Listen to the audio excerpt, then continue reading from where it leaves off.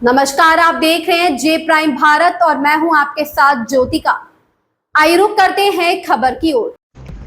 उद्गम welfare foundation द्वारा राग रंग रूप सांस्कृतिक कार्यक्रम का हुआ भव्य आयोजन। लखनऊ शहर में भारतीय संस्कृति की समृद्ध धरोहर संगीत और कला का एक अद्भुत संगम देखने को मिला, जब उद्गम वेलफेयर फाउंडेशन द्वारा आयोजित वार्षिक सांस्कृतिक समारोह राग रंग रूप 2025 का भव्य आयोजन नक्षत्र banquet hall and hotel Hahnemann चौराहा लखनऊ में किया गया। यह आयोजन केवल एक प्रतियोगिता नहीं बल्कि भारतीय परंपराओं, सभ्यता और सांस्कृतिक विरासत को जीवित रखने का एक सशक्त माध्यम है। इस वर्ष की विशेष थीम पश्चिम बंगाल की सांस्कृतिक छटा। इस वर्ष का आयोजन पश्चिम बंगाल की समृद्ध संस्कृति, साहित्यिक धरोहर, पारंपरिक वेशभूषा और संगीत को समर्पित रहा। इस अवसर पर रैंप वॉक, गीत, नृत्य और लोक कलाओं की शानदार प्रस्तुतियों के माध्यम से बंगाल की सांस्कृतिक झलक मंच पर जीवंत हुई। सभी प्रतिभागी पश्चिम बंगाल की पारंपरिक वेशभूषा में अपनी प्रस्तुति दी। पश्चिम बंगाल के इतिहास, संस्कृति और परंपराओं से जुड़े प्रश्नों के उत्तर में प्रतिभागियों ने भाग लिया। स्थानीय प्रतिभाओं द्वारा बंगाल की लोक धुनों और पारंपरिक गीतों पर अद्भुत प्रस्तुतियां दी गई। निर्णायक मंडल द्वारा राग रंग रूप विजेता, प्रथम उपविजेता और द्वितीय उपविजेता का चयन किया गया, जिसमें प्रथम रनरअप नंदिता सिंह, द्वितीय रनरअप नेहनिता शशिकांत, विनर विजेता अर्चना सिंह रही। साथ ही 6 विशेष उपाधियां आयोजकों द्वारा प्रदान की गई। ऐसे रख लीजिए, तेज आप थोड़ा सा और आगे करिए। मुझे कहाँ देखना है? सामने मैम, उद्गम वेलफेयर फाउंडेशन का आपका कार्यक्रम आज हो रहा है। इस कार्यक्रम के बारे में, अपने बारे में पूरी डिटेल बताइए। मेरा नाम रूपाली श्रीवास्तव है और मैं उद्गम वेलफेयर फाउंडेशन की फाउंडर डायरेक्टर हूँ। उद्गम वेलफेयर फाउंडेशन पिछले 7 सालों से कार्य कर रहा है समाज कल्याण के लिए और महिला उत्थान के लिए। उसी के साथ साथ पिछले 5 सालों से हम लोगों ने ये प्रयास किया है कि कल्चरल इवेंट हम लोग प्लान करते हैं और करते हैं, जिसमें हम लोग हर साल एक नए स्टेट को रिप्रेजेंट करते हैं।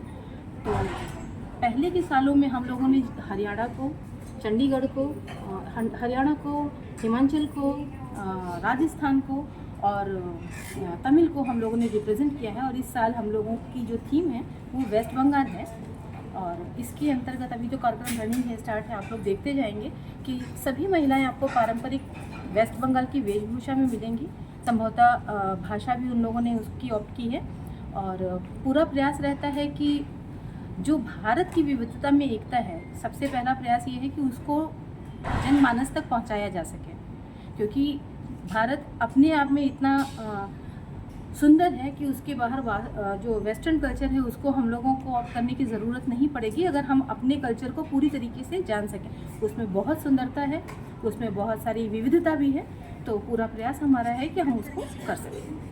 मैम, ये कार्यक्रम आप हर साल कराती चली आ रही हैं और क्या आगे भी कंटिन्यू चलता रहेगा? जी बिल्कुल, जितने राज्य हैं उतने साल तो ये चलेगा ही और उसके बाद भी प्रयास किया जाएगा कि कुछ नया लेकर के आया जा सके और जिससे कि साल में, मेरा तो मानना ये है कि हर एक एनजीओ को, चूँकि उनको जानने वालों की संख्या ज़्यादा होती है, तो एक कल्चरल इवेंट करना ही चाहिए और ख़ास तौर से अगर वो भारतीय संस्कृति के संवर्धन के लिए है तो वो निरंतर होनी ही चाहिए। तो मैम, इस फाउंडेशन में क्या कल्चरल इवेंट्स के अलावा भी कुछ एक्स्ट्रा किया जाता है और कुछ? मैं आपको बताना चाहती हूँ कि उद्गम वेलफेयर फाउंडेशन हैंडीक्राफ्ट में अपना एक पहचान छोड़ चुका है। पिछले 4 सालों से निःशुल्क हस्तशिल्प की क्लासेस हम लोग निर्धन वर्ग या फिर जो कमज़ोर वर्ग है, जहाँ की महिलाएं आर्थिक रूप से उतनी सक्षम नहीं है, तो हम लोग उनको मुफ्त में क्लासेस कराते हैं और पूर्ण रूप से उनको हम लोग ट्रेंड करते हैं और उसके बाद वो अपने लिए धन अर्जित करती हैं। लगभग 150 महिलाएं ऐसी हैं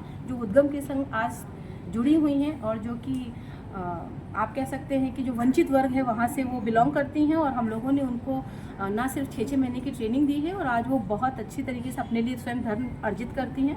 हैंडीक्राफ्ट में भी बेसिकली हम लोगों का वही मोटिव रहा कि कोशिश की गई कि जो भी हम लोगों की कलाएं भारत की जो प्राचीन थी और जो अब वो जाती जा रही हैं। जैसे क्रोशिया आपने देखा होगा, पहले घर की सुंदरता सजावट के लिए क्रोशिया बहुत प्रचलित था, फिर वो चला गया।